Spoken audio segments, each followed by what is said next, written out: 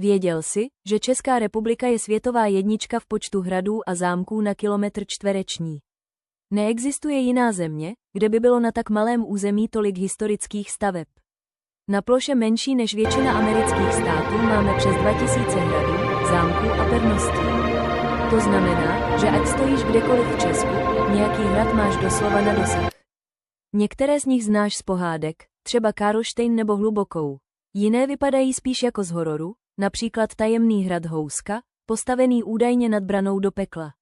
Mnoho těchto hradů stojí už více než 700 let a přežily války, požáry i celé říše.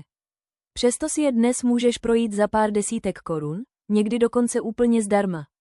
A právě to dělá Česko tak výjimečným. Historie tady není zavřená v muzeích, ale žije přímo kolem nás.